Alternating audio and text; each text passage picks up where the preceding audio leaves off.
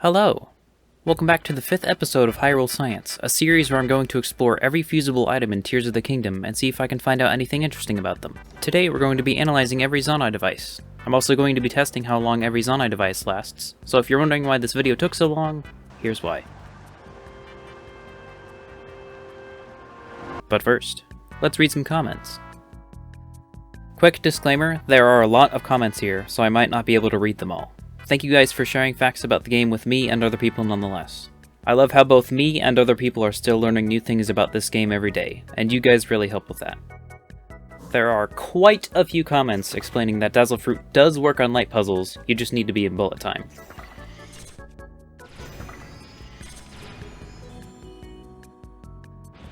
Yep. ADHDD, JC Yates, Gossy Boy, Just a Guy, Sebastian, and That One's comments all discuss if key balls let boomerangs track their targets. This, unfortunately, does not seem to be the case. Others may be having different experiences with this that make it seem like they track, but with my testing they do not.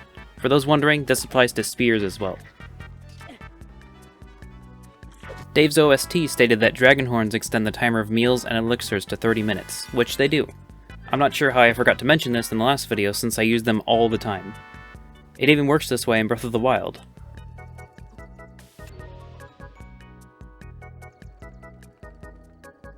I'd like to note that it does not work for other dragon parts like scales or spike shards, only horns will give this 30-minute buff. Travis states that different wing variants fly different distances. From my testing, this does not seem to be the case. It does feel like other types go faster, but visually there's no change in the distance they go. One thing I missed in the last video is that attaching a dragon part to a Zonai vehicle extends its render distance range by a lot. I'll just let Cleric explain. Here's a small graph of a couple of things I tested the despawn radius for. Apples despawn at 50 meters, steering sticks at 90 meters, mirrors at a surprising 210 meters, and then there's dragon parts. They will only despawn if you're 2,000 meters away. Now, this includes all dragon parts, meaning a cheaper alternative to fusing scales to your vehicle is to use dragon spike shards, since you can get many more at once.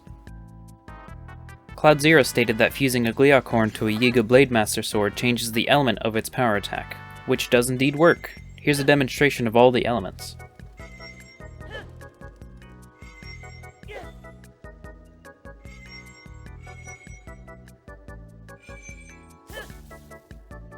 You can use almost any elemental blade for this to work as well, not just Gleeok horns.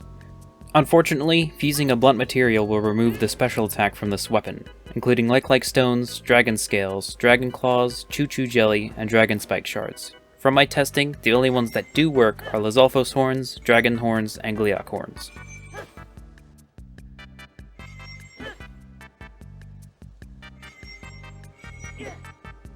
Blitz and Byron asked if the long throw modifier works in conjunction with a key swing to extend its throw range. From my testing with spears, this does not seem to be the case. In this clip, as you can see, I'm using two long throw spears, one with a key swing, one without.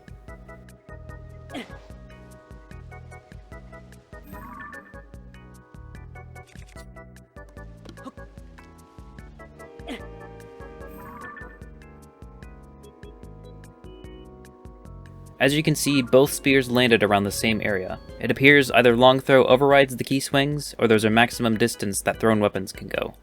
Sad. Lastly, Poseidon asked if key swings and eyeballs stack with the extra distance you get from the Dusker Gerudo bow. For those who don't know, you can get the Dusk bow at the peak of Hyrule Castle, and it shoots a farther distance than other bows. Let's test it.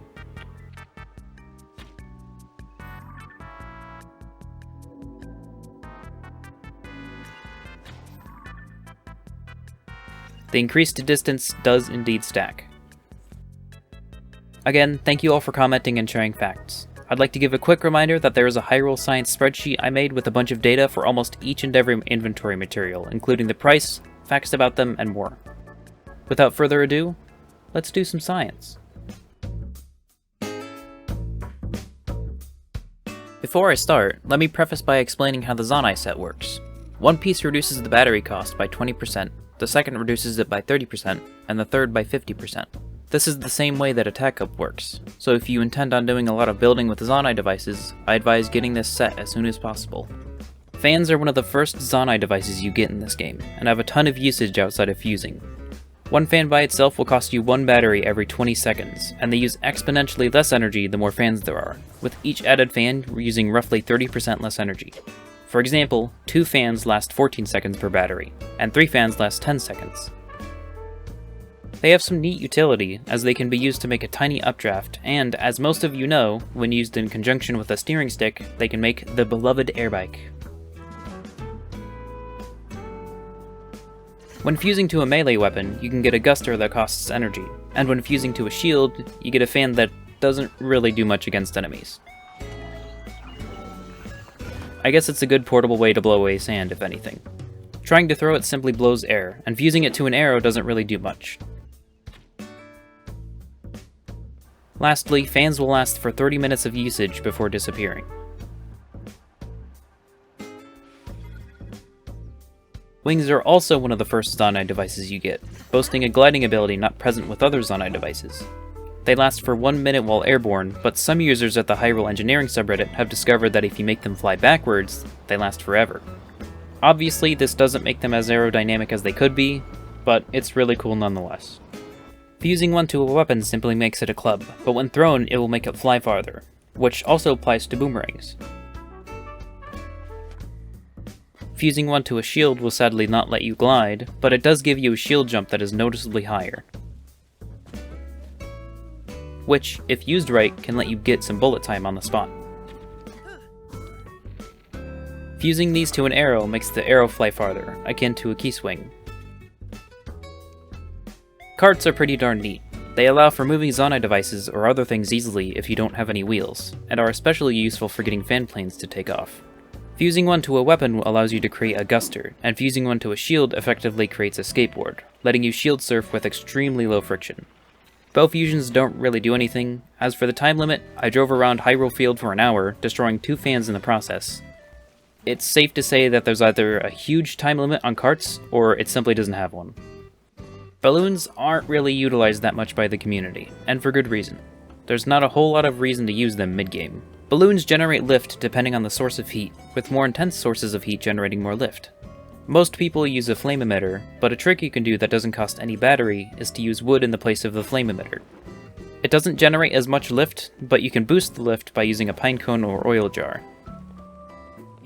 Fusing one to a weapon will make it bouncy, sending smaller enemies flying with the final hit of a combo or a power attack. This is similar to how mushrooms work, but unlike mushrooms, it doesn't guarantee a disarm for basic enemies when fused to a shield, effectively making it useless. Bow fusions leave something to be desired as well. It lasts for 2 minutes midair, and I did try to see what would happen if you inflate a balloon when fused, but it doesn't really do anything, unfortunately. Rockets, on the other hand, are extremely useful, generating a large amount of thrust in a very short span of time, making it useful for getting a wing off the ground, or just for generally lifting anything. Fusing one to a weapon turns it into a club, which doesn't seem to do much at first, but it does allow you to throw it in a straight line, giving it much more range, which also applies to boomerangs. Fusing one to a shield and pulling out the shield will give you a bunch of vertical height, making it handy for scaling cliffs. Shield surfing on one will give you a horizontal boost instead. Fusing one to an arrow will effectively give you infinite range, causing the arrow to go out of render distance before it even lands. Using more than one rocket does not grant any extra distance, as it travels at a fixed rate, even with 4 rockets attached. They last for 3 seconds and consume half an energy cell when used, with the consumption rate appearing to run the same as fans, costing exponentially less with each added rocket. From now on, I'm just going to assume every Zonai device will consume less and less energy with each added device. Time bombs. They're similar to bomb barrels, but on a timer. When struck, they will go on a 3-second timer before detonating, dealing 30 damage with the blast. Fused to a weapon, it does the same thing when hitting anything. Shield surfing, however, detonates it instantly, giving a huge vertical boost. Blocking a hit will also put it on said 3-second timer. In conjunction with bows or multi-shot bows, you can place these to ambush enemies or destroy ores from a distance. Portable pots are, well, portable pots. In case you can't tell, by the way, I am terrible at segueing. They are a one-time use pot, which makes them handy if there's not a pot nearby and you need one. Fusing one to a weapon will make it a hammer, letting you break ores and rocks in less hits. Shields don't really do anything, same with bows. One really cool feature that people have gotten out of this is using them as ball socket joints, which allows for creating suppression for vehicles. Flame, frost, shock, and beam emitters are, well, I'm not sure where to begin. Flame emitters shoot fire, not really much more to say there. Frost emitters shoot frost, and are the only thing to my knowledge that can create long ice platforms.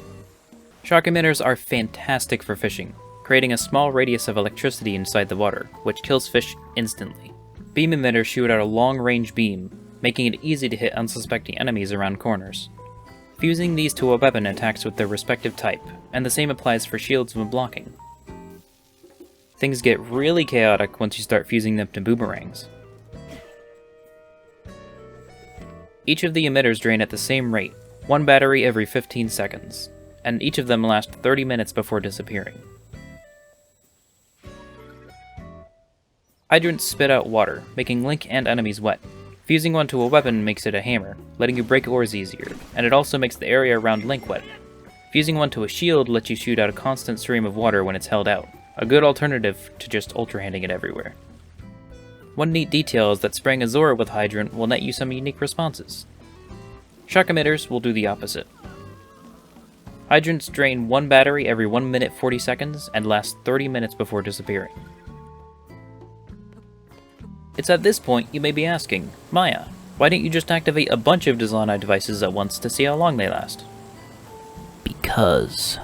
Also because it makes them easier to test. I don't really have much to say about steering sticks. The way they steer vehicles is by tilting the entire object at the origin of the steering stick, hence why you can steer sleds or carts regardless of if it has a fan or wheels on it. To my knowledge, it does not have a time limit. As for fusions, again, there's not a whole lot to say. Small wheels and big wheels are, obviously, good for traversal. As you saw in the intro, the rotation of big wheels stack, letting you create some interesting contraptions. The big wheel has an arrow on it that will update itself to face the right direction, kind of like a compass, but for a wheel. Fusing them to weapons simply creates a club, and fusing them to shields doesn't really seem to do much. But the active wheels on shields do allow you to move objects and hit enemies for a whopping 1 damage. In case you're wondering, damaging shields like Lionel shields do not increase this damage. Bows, again, don't really do much here. Big wheels drain 1 battery every 3 minutes and 20 seconds, and small wheels are the same. It takes 30 minutes for both to disappear. Sleds are like carts, but without wheels. They make for great bases for vehicles if you don't want to use other ones, and are fantastic for snow and sand. Fusing one to a shield also allows for this, making shield surfing have even less friction. Fusing to a weapon makes a guster, and arrows don't really do much. Like the carts, they don't appear to have a time limit. Batteries get a bit weird. Their fusions do practically nothing, but that's to be expected, since that's not what they're meant for. Fusing a single small battery to a single fan lasts 28 seconds. Fans by themselves normally last 20 seconds, so the battery appears to be decreasing the cost of it by around 30%. This effect for batteries doesn't stack though, as having multiple batteries on a fan still makes it drain in 28 seconds. To keep things simple, a small battery lasts the same amount of time as one of your batteries. A big battery, without accounting for the 30% decrease, lasts for a whopping 28 batteries. Well, if my math isn't wrong. Hopefully it's not. Springs propel you and other objects upwards when struck, and stacking multiple intensifies this effect. There doesn't appear to be a limit on how many you can stack, but I suppose that limit is the Ultra Hand limit. They also get increasingly more wobbly and appear to be less effective with more and more springs. So 1 or 2 should do the job in most cases. Fusing one to a weapon makes it bouncy, similarly to a balloon, and any mushrooms. Fusing one to a shield lets you bounce on it, destroying the spring in the process. This bounce has the same height as time bombs or any other bomb, so it's a good alternative if you can't find or don't have any bombs around. Blocking an attack with one will send the enemy flying, and even reflects projectiles.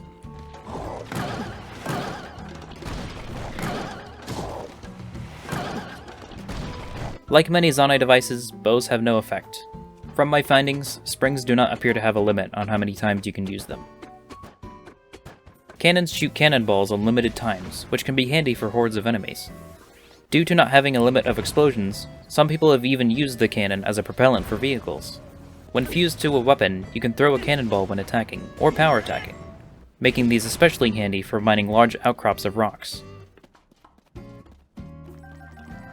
Holding out one on a shield lets you shoot a cannonball once every 3 seconds, so I don't recommend using this in the middle of combat unless you want things to get really chaotic.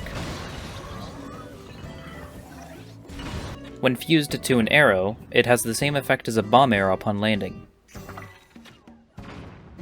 They consume 90% of an energy cell every 3 seconds and last for 30 minutes before disappearing. Stabilizers force anything they're attached to go upright, and placing two opposite of each other like this can create a low gravity effect. Fusing one to a weapon creates a hammer. As we know, breaking rocks and ore is easier. Sadly, there doesn't appear to be any unique effect for bows or shields. They drain at a rate of 1 minute 40 seconds per battery and last 30 minutes before disappearing. Hoverstones, well, hover. A neat trick you can do with these is to place them at the bottom of Hudson signs to hold them up, allowing you to clear 90% of Hudson signs with just hoverstones. Attaching one to a weapon makes it a hammer, of course, breaking ores and rocks easier. When throwing the weapon, it will place said hoverstone and let you pick the weapon back up. Sadly, fusing one to a shield doesn't let you hover. I guess Link is just too heavy for it. However, fusing one to an arrow allows you to place one on the spot, making it easier to ascend upwards or place one mid-air.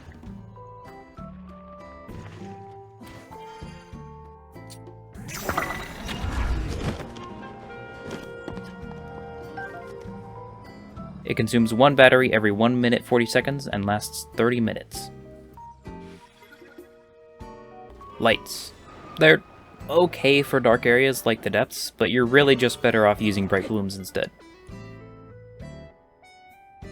Fusing one to a weapon simply increases the damage, with shields and bows not really doing much either. It drains one battery every 1 minute 40 seconds and lasts for 30 minutes before disappearing. Stakes are a very solid Zonai device, allowing you to prop up basically anything at any angle. If you're creative, you can do some crazy stuff with them too.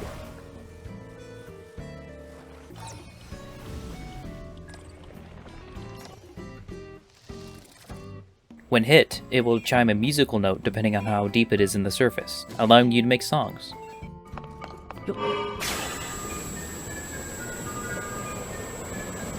One other neat use of them is to prop other objects up so you can make vehicles easier. When fused to a weapon, it makes it into a hammer, and also looks like a pickaxe. Shield fusions do nothing unfortunately, but arrow fusions allow you to stick stakes into surfaces from a distance. This does not apply to thrown weapons though. They do not expire, nor consume energy. Mirrors focus and reflect light from other beams, or even sunlight. This light will blind any enemy it hits, similarly to the effect of Dazzle Fruit.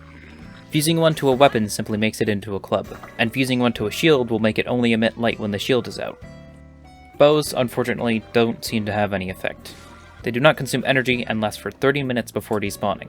Oh, and by the way, it was at this point that I found out the hard way that Zonai devices have unlimited duration inside shrines. Homing carts are neat little devices, tracking onto any enemy it sees and hitting them for 1 damage. This damage can be increased by attaching other Zonai devices to it. Placing them upside down in a series can create a sort of conveyor belt, moving objects but not Link. Fusing them to a weapon creates a hammer, which I'm already sure you know what hammers do. And fusing them to a shield lets you surf on it. The cart still needs a slant to gain any real speed, and the increased durability damage to shields doesn't really make them any better than using a standard cart. Shooting bows does nothing, they consume a battery every 1 minute 40 seconds and last for 30 minutes. Finally, we have construct heads. These guys will face the direction of any nearby enemy, making them good for automated turrets and vehicles. Any Zonai devices on top of them won't activate until it sees an enemy, so you can stay safe knowing you won't waste energy keeping an emitter or a cannon active.